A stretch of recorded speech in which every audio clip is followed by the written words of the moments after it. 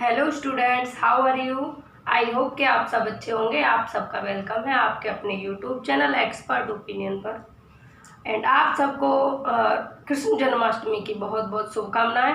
आप घर पर बहुत एंजॉय करें और अपना ख्याल रखें। भूखे बिल्कुल ना रहें, क्योंकि भगवान कभी ये नहीं कहते कि उनके लिए भूखे रहो। आप श्रद्धा मन में ठीक है, पर खाते पीते रहें, ठीक है। तो स्टार्ट करेंगे सेशन को।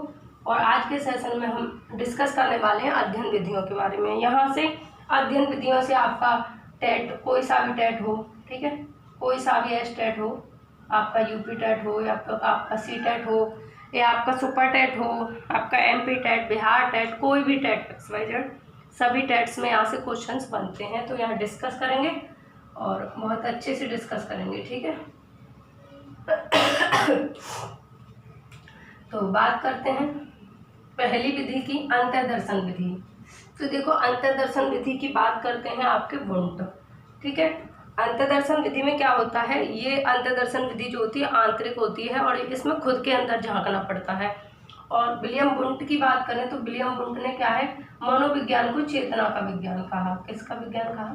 चेतना का विज्ञान कहा। तो क्वेश्चन बनेगा आपका कि किस विधि में मन के अंदर झांकना पड़ता है, खुद के अंदर झांकना पड़ता है। तो कौन सी विधि है? अंतर्दर्शन विधि। और ये विधि जो है आपकी दिखाई नहीं देती, ठीक है। तो ये विधि आपकी दिखाई नहीं देती, ठीक है। नेक्स्ट क्वेश्चन की बात करें, नेक्स्ट विधि की, तो आपकी है बाह्य दर्शन विधि। तो बाह्य दर्शन विधि को दिया है वॉटसन ने, ठीक है। बाह्य दर्शन विधि में क्या होता है कि किसी व्यक्ति या बच्चे के जो है व्यवहार का अध्ययन किया जाता है। और व्यवहार क्या होता है? दिखाई देता है। बाह्य दर्शन विधि, अंतर्दर्शन विधि में क्या था कि इसमें खुद के अंदर झांकना पड़ता है और ये दिखाई नहीं देती। लेकिन बाह्य विधि में व्यवहार का अध्ययन किया जाता है और ये दिखाई भी देती है, ठीक है, क्योंकि व्यक्ति का व्यवहार दिखाई देता है कि वह कैसा व्यवहार कर रहा है। नेक्स्ट है आपकी मनोविश्लेषण विधि। मनोविश्लेषण विधि को दिया है सिगमंड फ्राइड ने। देखो, यहाँ पर जो इम्पोर्टेंट बनता है कि कहाँ से आपसे क्वेश्चन पूछा जाएगा और किस विधि से ज़्यादा इम्पोर्टेंट है, तो उसके अकॉर्डिंग मैंने यहाँ पर उनके नाम भी लिखे हैं। तो मनोविश्लेषण विधि को दिया है आपके सिगमंड फ्राइड ने। तो इन्होंने कहा कि जब किसी व्यक्ति के मन के अंदर चल रही कोई प्रतिद्वंद को, कोई विकार को, कोई समस्या को, जब व्यक्ति के मन की माइंड में क्या चल रहा है उसको जानना हो, तो उसके अचेतन मन का अध्ययन करना पड़ता है, ठीक है। इन्होंने अचेतन मन की बात कही इस विधि में। यानी कि क्वेश्चन बनता है कि कौन सी विधि ऐसी है जिसमें व्यक्ति के मन के विकार को जानने के लिए उसके अचेतन मन का अध्ययन करना पड़े, तो आपकी मनोविश्लेषण विधि, ठीक है। व्यक्ति इतिहास विधि में क्या है कि व्यक्ति के इतिहास के बारे में, उसके बैकग्राउंड के बारे में इसमें पता करना होता है कि उसका बैकग्राउंड क्या है, ठीक है, वो किस बैकग्राउंड से है, उसकी पृष्ठभूमि क्या है, ठीक है। तो व्यक्ति इतिहास विधि में उसके व्यक्ति के किसी के बैकग्राउंड के बारे में जानना होता है। समाजमिति विधि आपकी दी है J.N. मोरेनो ने। समाजमिति विधि में क्या होता है कि कोई व्यक्ति का समाज में स्तर क्या है, ठीक है, वो कितना पॉपुलर है, कितना है वो समाज में, प्रसिद्ध कितना है। तो इस तरीके की बात अगर किसी व्यक्ति के बारे में जाननी है तो आपका क्या हो जाएगी? समाजमिति विधि, ठीक है। नेक्स्ट है आपकी साक्षात्कार विधि। साक्षात्कार विधि में क्या होता है कि एक दूसरे के सामने रूबरू होकर क्वेश्चंस पूछे जाएं या वार्तालाप किया जाए या फिर अपनी बातों का ट्रांजैक्शन जब आमने सामने बैठकर रूबरू किया जाए, तो साक्षात्कार विधि का यूज करते हैं। और ये दो प्रकार की होती है, औपचारिक और अनौपचारिक। औपचारिक और अनौपचारिक, ठीक है। तो देखिए, औपचारिक का यूज कहाँ किया जाएगा? जैसे आप कोई इंटरव्यू देने गए किसी नौकरी के लिए या फिर कोई ऐसी जगह गए जहाँ पे आपको फॉर्मल बात करनी है, कोई अच्छे ढंग से बात करनी है जिसमें रूल्स, नियम, कायदे, कानून की बात होती है, तो वो औपचारिक हो जाएगी। और जहाँ पर ऐसी कोई स्थिति ना हो, कायदे कानून अपने दोस्तों में या कहीं पर भी, तो वो अनौपचारिक विधि हो जाएगी, ठीक है। केस अध्ययन विधि की बात करते हैं। केस अध्ययन विधि का सबसे पहले प्रयोग किया था इंग्लैंड के वकीलों ने। किन्होंने किया था? इंग्लैंड के वकीलों ने। और केस अध्ययन विधि में क्या होता है, जैसे कोई व्यक्ति है तो उसकी कोई समस्या के बारे में जो है सॉल्यूशन निकालना है। कोई व्यक्ति है, ये एक व्यक्ति है मान लीजिए, ठीक है, ये एक व्यक्ति है, तो इसकी समस्या के बारे में पता करना है। तो क्या करेंगे? इसकी समस्या को जानने के लिए ये जानेंगे कि क्या इससे पहले ऐसी कोई समस्या हमारे समाज में सामने आई है, ऐसी कोई समस्या हमारे सामने समाज में आई है। और फिर ये जानते हैं कि उस समस्या का समाधान कैसे किया गया, जब उसके हिसाब से जैसे उसमें किया गया उसी के अकॉर्डिंग इसका समाधान करते हैं, तब क्या होता है केस अध्ययन विधि का यूज किया जाता है। जैसे कि मतलब कि केस अध्ययन विधि में क्या होता है कि इस कोई व्यक्ति की समस्या का समाधान करने के लिए ये जानना जरूरी समझते हैं कि इससे पहले क्या कोई केस ऐसा आया है, यदि आया है तो उसमें किस तरीके से उससे सुलझाव किया गया, उससे किस तरीके से निपटारा पाया गया, ठीक है, या फिर उससे समस्या का सॉल्यूशन किस तरह से किया गया। तो इसमें ये केस अध्ययन विधि में ये किया जाता है। नेक्स्ट है आपकी प्रयोगात्मक विधि, जिसको दिया है J.L. मिल ने। प्रयोगात्मक विधि में क्या है कि इसमें पहले से प्लान करना होता है कि मनोवैज्ञानिक आंकड़ों के अकॉर्डिंग समस्या का समाधान करने के लिए पहले से क्या करना पड़ता है, प्लान करना पड़ता है और फिर उस पर प्रयोग किया जाता है। ठीक है, ठीक है।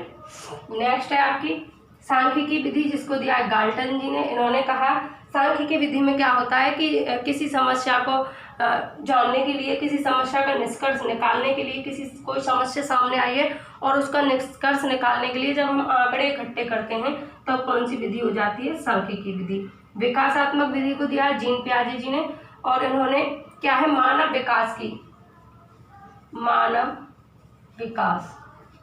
विकास की सभी अवस्थाएं, जैसे आपकी शैशवावस्था है, आपकी बाल्यावस्था है, ठीक है, आपकी किशोरावस्था है और आपकी वृद्धावस्था है। ठीक है, इन अवस्थाओं का इन्होंने अध्ययन किया कि कौन सी अवस्था में क्या क्या विकास होते हैं, कैसे विकास होते हैं, क्या परिवर्तन होते हैं। तो इन सब के लिए कौन सी विधि का यूज किया, विकासात्मक विधि का। प्रश्नावली विधि में क्या होता है, इसका यूज कब करते हैं, जब जनसंख्या अधिक होती है। मान लीजिए बहुत सारी जनसंख्या, क्लास में बहुत सारे बच्चे हैं, तो आप एक एक करके एक एक बच्चे को जाकर एक एक बच्चे की समस्या का पता लगाएंगे और एक एक बच्चे की समस्या का निपटारा करेंगे, समस्या का सॉल्यूशन करेंगे।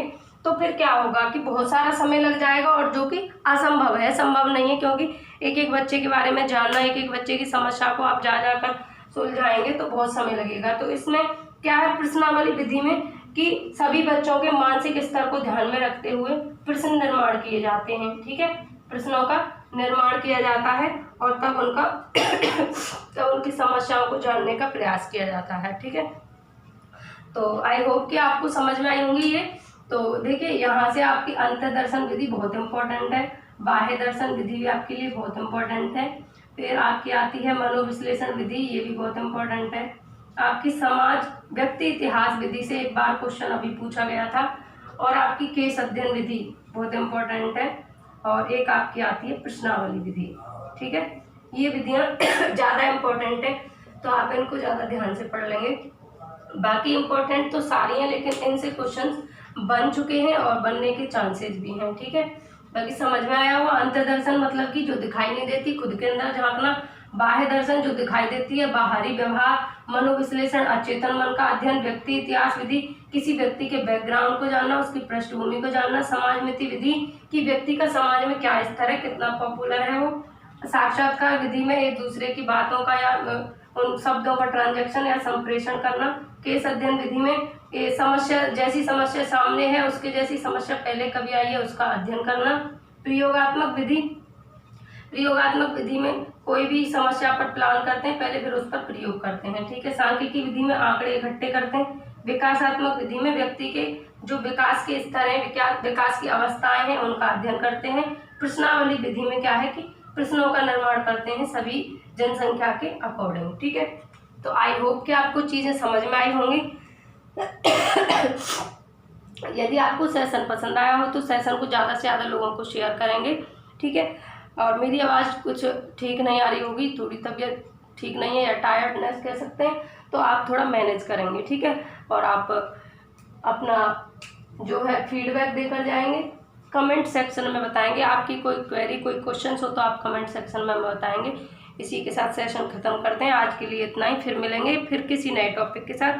तो टेक केयर, राधे राधे।